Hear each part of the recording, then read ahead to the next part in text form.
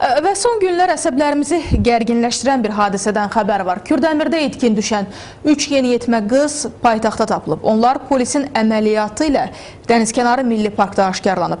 3 qızın Bakıya gəlişi ilə eyni sayda oğlanla internetdə tanışlığın nəticəsi olub. Daha nələr baş verib, bax bunu son xəbərin araşdırmasından biləcəyik.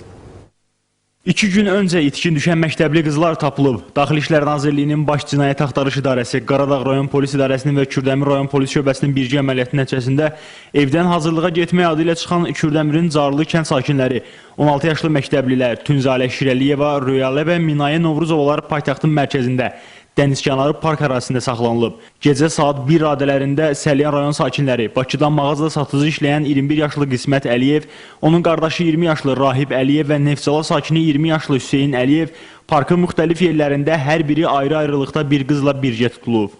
Bunların evdən çıxıb getməsi əvvəllər Salyan rayon sakini Əliyev Qismət Nizami oğlundan telefon danışıqları olmuş və belə qərar qəbul etmişlər ki, bunu yaxından görmək üçün, yaxından tanış olmaq üçün Bakı şəhərinə getmiş və bir yerdə bunlar yaxından tanış olandan sonra məqsəd ailə qurmaq olub. Hətta qızlar üçün Papanin kimi tanınan ərazidə kirayə ev də tutulub. Onların yol, 2 günlük kirayə xərclərini ödəyən gənclər bölmədə nədənsə kamera qarşısında sakit görünür. Qismət Şirəli və Tünzalə Məhəmməd qızıyla hardan tanışdığın var idi? Telefonla əlaqədar olub. Telefon mənə zəng edib, yəni şəhərə qaçmaq, yəni qaçmışıq, evdən mesaj yazıb ki, evdən qaçmışıq, bizə kömək elə.